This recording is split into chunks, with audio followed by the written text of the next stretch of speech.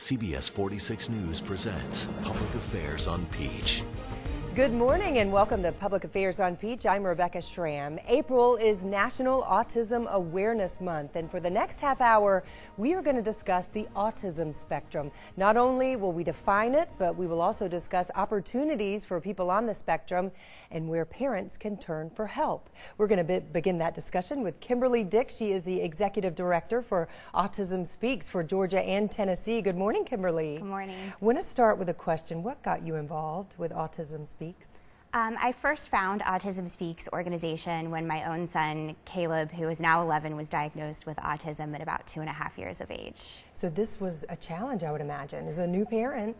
Yes, it was very overwhelming to just receive the diagnosis and, not really knowing where to turn to help.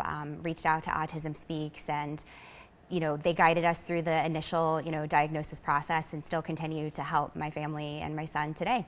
You probably figured this out pretty early on. There is no one size fits all when it comes to autism, right? Correct. It's, autism spectrum disorder or, ASD. And it's true, it really is a spectrum. There's a saying in the autism community, if you've met one individual with autism, you've met one individual with autism. Everybody's different. Absolutely. Is there one gender in particular that's more apt to have it than the other? The CDC prevalence, 1 in 68 children are diagnosed on the autism spectrum, and it affects 1 in 42 boys and 1 in 189 girls. Wow. So it definitely is more prevalent in boys than girls. So I guess when you realize, well, hey, my son is affected, and lots of other boys too, huh? Absolutely, yeah. Absolutely. Okay, so are there certain traits or maybe behaviors that might give parents an early sign, my child might be autistic? Yes, definitely, on our website, we have through early access to care and, pediatricians now screen through the MCHAT at 18 and 24 months. But, definitely take a look at your child, and developmental milestones, if they're not making eye contact, not making appropriate gestures, if there's no babbling or, 1 to 2 words being put together, or any loss of skills, if you hear them putting 1 and 2 word phrases together and then, those go away. And definitely reach out to your pediatrician, any concerns that you have. Okay, so Sesame Street, as you know, recently introduced an autistic character. The character's name is Julia, and it's a 4-year-old. How meaningful is this for somebody with an autistic child to have a character like this?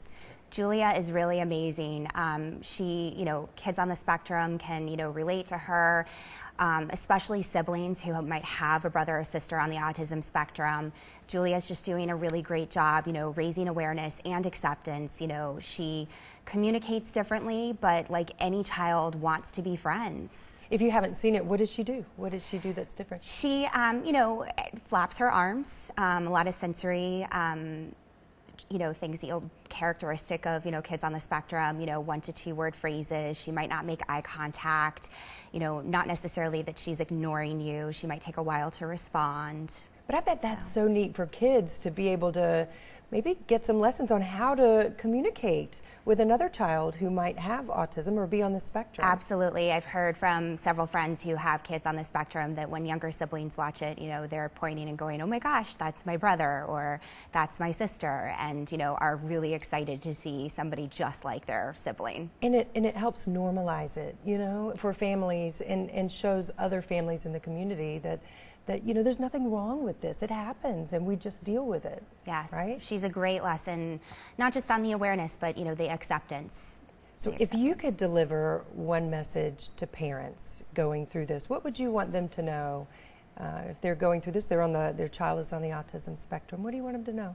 You're not alone. I mean, it might feel very isolating at first, but you're not alone. Autism Speaks is here to support, individuals and families, across the lifespan and across the spectrum, and to just, reach out. Do not be afraid to ask for help. You have to become an expert in your child and autism and a lot of things like health insurance and schools that go along with this. So ask for help. The main thing is there is support. Yes. And it starts with really your website. You have really a ton of stuff on there. We have an amazing website. All of our resources are free for families to access.